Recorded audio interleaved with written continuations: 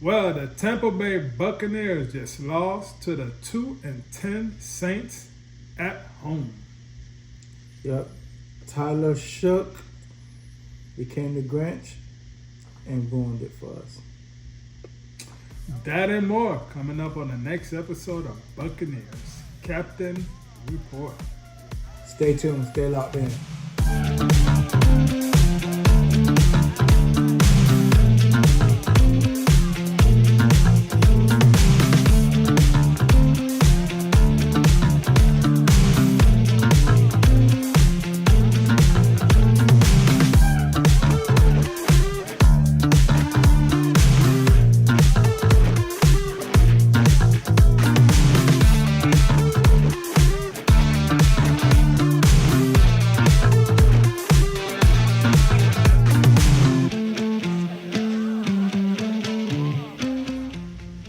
Welcome to this edition of the Buccaneers Captain Report.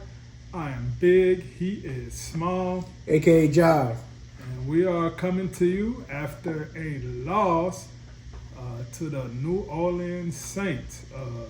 Very ugly game, raining everywhere, defense can't stop nothing, and we evidently lost the game. So with that being said, Jay, what were your thoughts about this terrible game? We out in Tampa right now. It's still raining, so if you guys hear the rain in the background, we can't control it. The weather did play a factor. I didn't know that it was gonna rain. And I didn't mention that in the pregame, but that was one of the reasons why I stated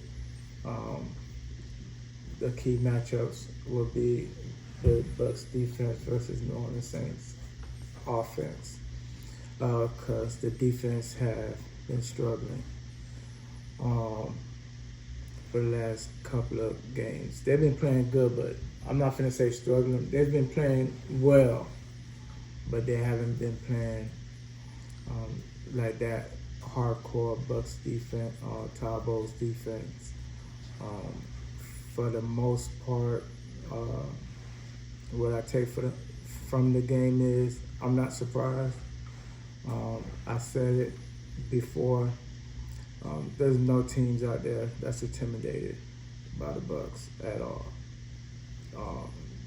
They knew they had an agenda to ruin the team that had the number one spot in the NFC South, and they did what they had to do. So kudos to the Saints. It was their get-back game. But with that being said, what happened in the game, man? So here go a breakdown. Saints get the ball first, score on their first drive, a rushing touchdown by the backup running back, Neal, put the score 7-0. Then the Bucs back-to-back drives, points were put on the board. The score now is 7-7. Nothing else spectacular happened in the first quarter. Second quarter, the only points that was placed on the scoreboard was a 41-yard field goal attempt to put the score 7-10.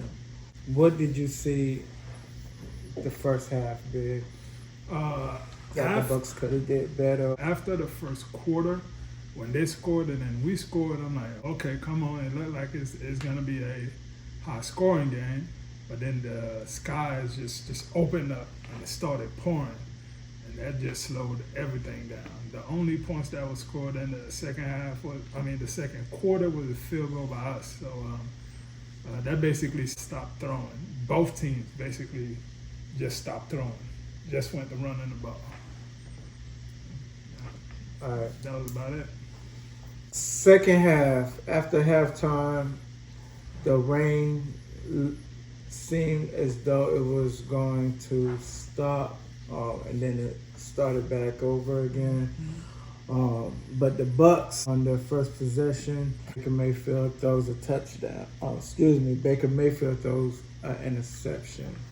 Saints get a short field, all right, and Shook with a 45-yard touchdown, put the score to 14-10.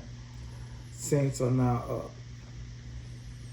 Bucks' second drive consisted of 7 straight running plays. The last two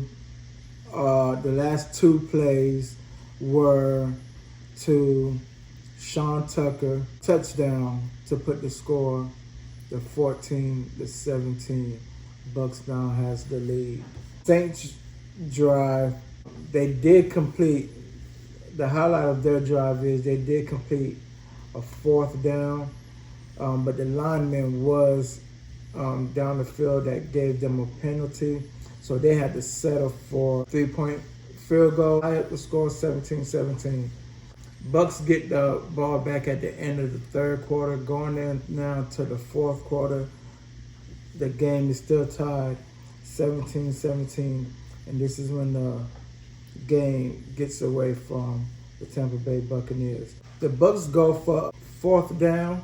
Pass was bobbled in the hands of Godwin, and he was pushed out of bounds.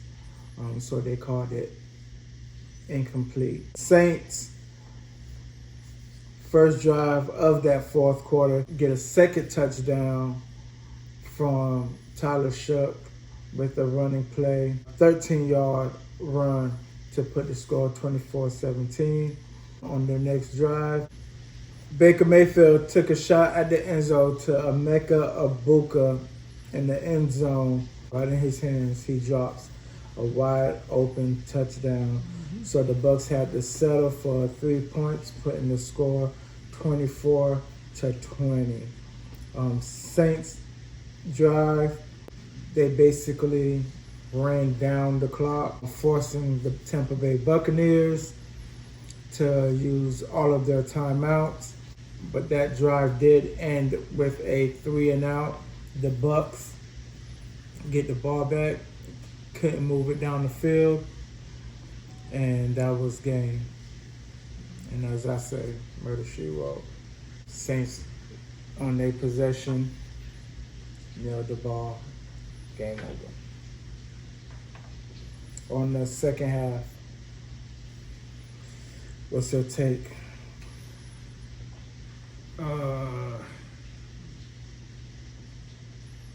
It ain't got no take. We just ain't made enough plays, man. The Saints just made more plays than we did. As the game overall, the biggest thing with this game is going 2 for 7 on 4th down. We're going on 4th downs in the first quarter and the second quarter, all throughout the game, and it didn't make sense to me why we were doing it. That's not a thing we ever do, and we only got 2 of them, and the 2 we got was in the 4th. So throughout the game, we turn over on downs 5 times, and to me, turnover on downs, even though it doesn't count towards our turnover stats, to me, that's a turnover. So that's why they call it turnover. Yeah, we gave them the ball 5 times on our 50-yard line because we kept going for it on 4. And I don't understand why. Even when we were up, we just kept going for it on 4th down. So I don't know what the coaches had in the game plan, what they thought they saw, but that was weird. That's the biggest thing to me in this game.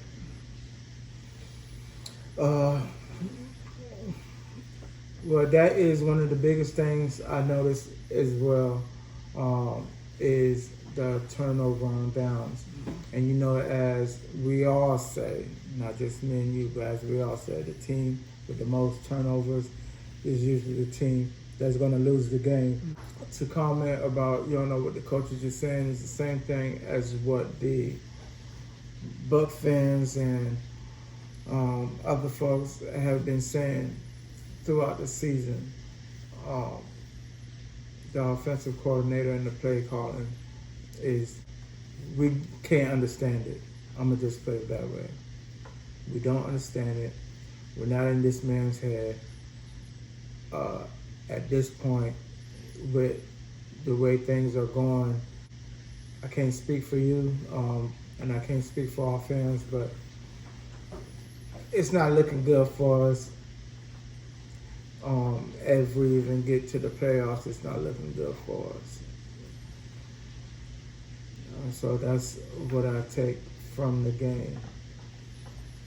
Yeah, since the season started, I think this is the lowest confidence I have in this team for making the playoffs. Even though some way, somehow, we still control our own destiny, this is still the least confident I feel about us making the playoffs. And even if we do make the playoffs, why? So we just lose in the first round and said we make the playoffs. So I don't think. I think Panthers are gonna take our spot in the playoffs if we don't show up some of these mistakes, man. I don't think neither one of us can show our destiny. And we're tied, and either they have to lose or we have to lose. Yeah. So therefore, it's not a head-to-head game. We control our own destiny. Whoever wins that game wins. So it's a head. In fact, we control our destiny more because we could. All we need again is the next game, the game to them, and another game, and we could lose the last game to them. So they actually need us to lose an extra game. So they really don't control their own destiny. They kind of do because they play us twice. That's the only reason they do. To me, I said it before, I said it again, Atlanta is the most talented team in this division. I don't care what their record is. Their issue is their coach is holding them back. And then we have to go play Carolina. Carolina is the one that's tied with us. And then we have to go play Miami. Miami's like on a 3 or 4 game winning streak. They're playing for their coach. So even though they look like easy games 2-3 weeks ago, they're not easy games. So I kind of felt this was going to happen because every year, like, for some reason, we just have to come to the last game of the year.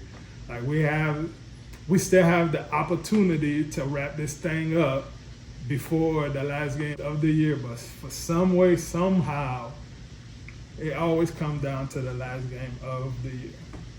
Yeah. So, yeah.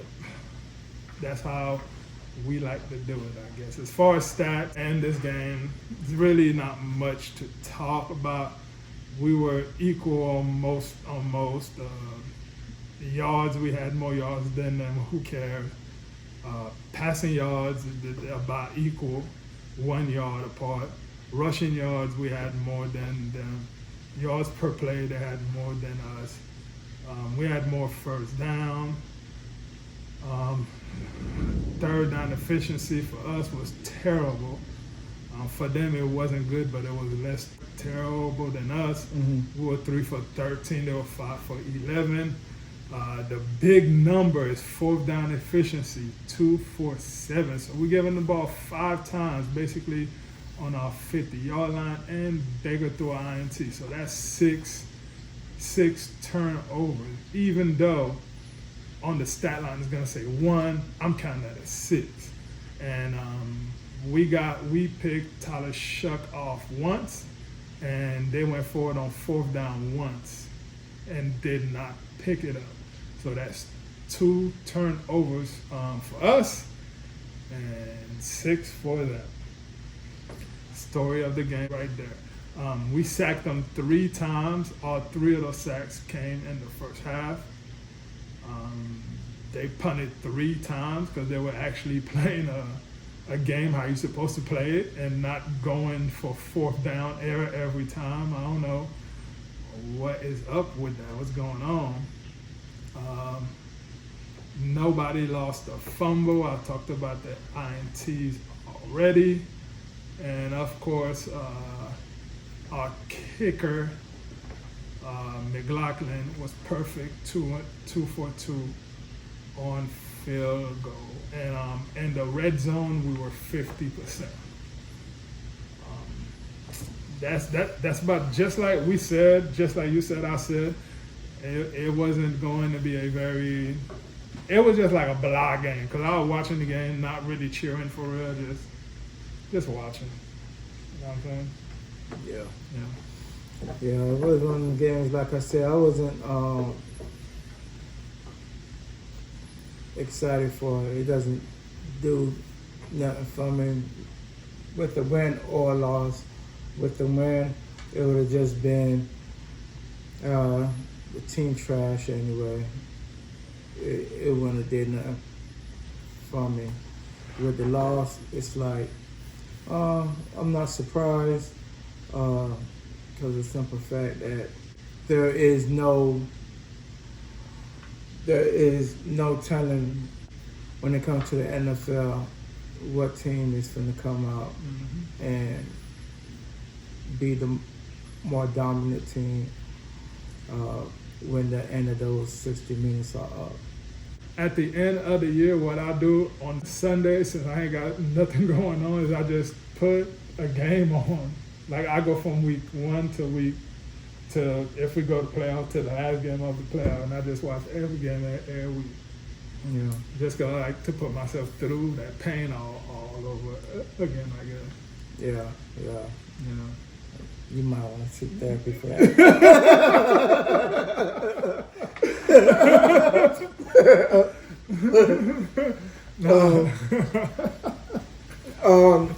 So one thing I did like on the game is like seeing Sean Tucker in the game, and my boy got that one touchdown for us. You know, the backs did as much as they could have did under the conditions, not under the conditions of the weather, but under the conditions of the play calling by the offensive coordinator that's calling the plays. I think all 3 backs had a good game. Bucky looked good. Sean Tucker looked good. Rashad White was doing Rashad White things. So I think they all look good. I think Chris looked good. Buka looked like trash. Like, I don't know what's going on with Buka. Baker looked okay. Now you don't know what's going on with Buka? I don't know what's going on. Like I want to say, I've been calling it, man. I want to say it's the rookie wall or whatever, but man, I don't know, man. Those are some easy touch your glove throws that he's not. I've been calling it, man. Hauling in, bro. Like, look, is he hurt? What's going on, bro? I don't even think that he hurt. They haven't been mentioning nothing about him being injured or anything. Yeah. I think is when you get those couple of passes to you that is clear as day, wide open, and you drop them, I think it plays in your head a couple times. Yeah. So it could be just like a mental thing. Like a mental thing. You know what I'm saying? So, yeah, man, I think this is the point, and not saying that he's not, but I think this is the point where your veteran receivers step up, and even if one of them, Mike Evans, is not on the field. Let me finish, bro, because it sounds like you're about to interrupt. No, I was. Okay. Even if Mike Evans is not on the field, He's still on the sideline. He's still at practices. Should step up and give the young rookie a few words of encouragement. You know, I'm not saying they're not doing that. We're not in the locker room. We're not on the sideline. We're not in their practices. But if he's not getting those pep talks and that extra motivation to lift his head up, because that could possibly be it, because he doesn't look like he's injured. He doesn't look like he's lost a step, because, of course, the pass that he dropped, the way he just shook that DB, you know what I'm saying? Wide open. And placed himself in a position where you're wide open. Even though the pass was a little high, you're still wide open. The ball touched your hands, it's a catch. Automatically. This is not Pee Wee football. It's not high school football. It's not college. It's the NFL. Plays like that, if you catch that, we win the game. Yep. And I think Mike might be the perfect person to give him that talk, because Mike's second year, he had the worst case of the drops ever, bro. Like, he was dropping. I don't know how he still got 1,000 yards, because his hands was not great his second year. And also, because since Chris came back, he's been open a lot, like wide open, and balls just hit his hand and just fall on the ground. So it gotta be a mental thing. Yeah, it has to be a mental thing. But either it's a mental thing or he's not who we think he is. Yeah. I was trying to avoid saying that. I didn't want to say that, bro. You know, because you be getting on me when I mentioned it in the past, but you was blind to it, and now that you clearly see it, you know what I'm saying? That's a catch. You make that catch, the Bucks win. Yep. He is on the depth chart. I don't know if it's updated to this game, but if it is updated, what I saw is that he's number 11. If it's not updated, he's at top 10 of receivers with the most drops. You know, rookie or veteran or not. You know, I mean, you getting paid the big bucks.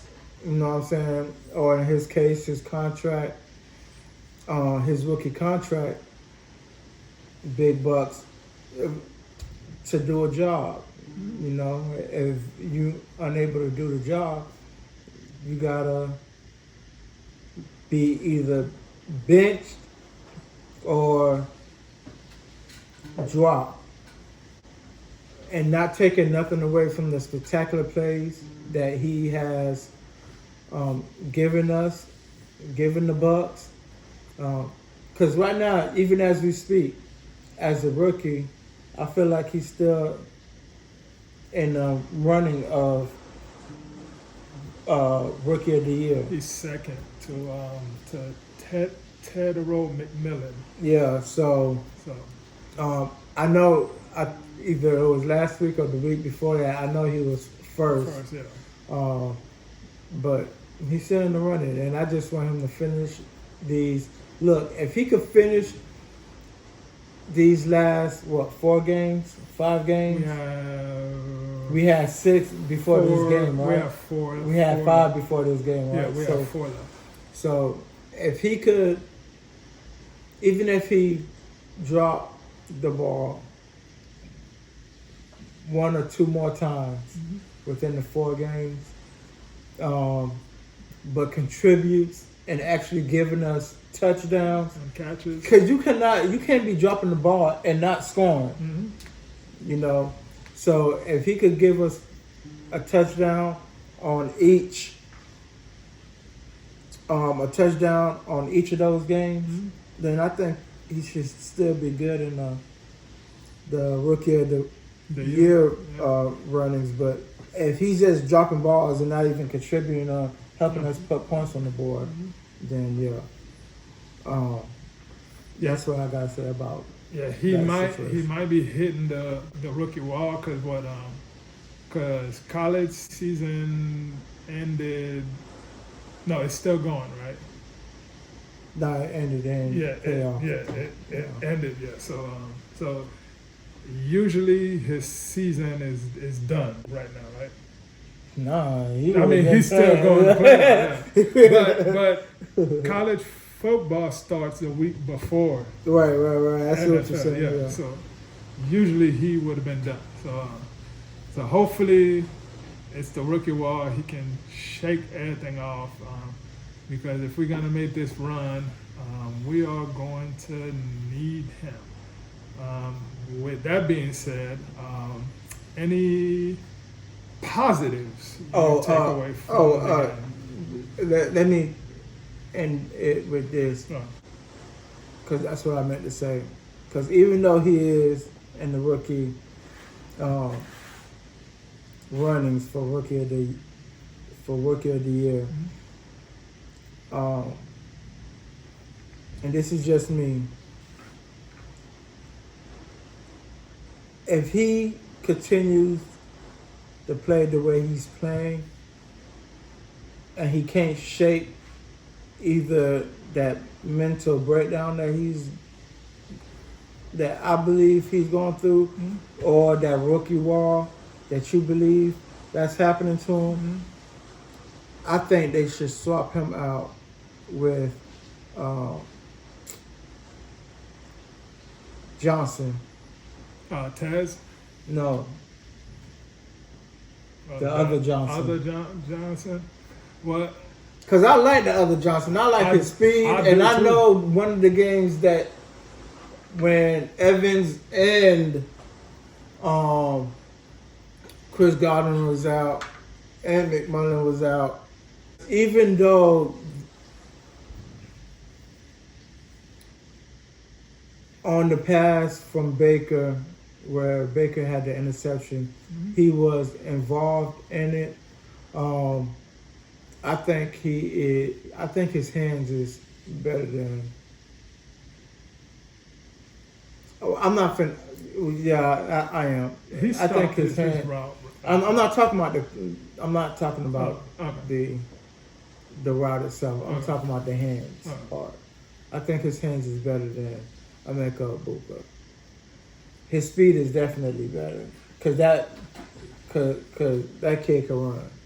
He got some speed on him. So if we need to get rid of Emeka Egbuka and put him in that Cameron, or step Tez up and then put Cameron up next as the fourth receiver, then we just need to do that. But yeah, that's I wanted to end it with that. The only thing though is that would never happen because Egbuka was a first round pick. Right. No, I understand. And they're gonna give him all the chance they need to. Because they don't want to waste. They don't want to waste the first round. Let's do MVPs and walking the plank, man.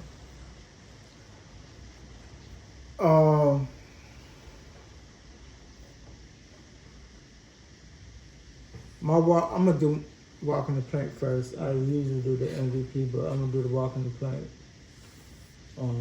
Because I don't know who my MVP is as of yet. But walking the plank, I'm gonna give it to the offensive coordinator for the play calling. It's raining. The plays that he called where Sean Tucker was involved in ending that drive with the touchdown, and they ran 7 rushing plays. I'm not mad at. What I am mad at is the other calls that was called on the field when weather is also going to be, you could say, a factor, a defensive factor, plays a defensive factor role on the part where you need to get the ball or drive the ball down the field to get some points. So walking the plank is the offensive coordinator. MVP,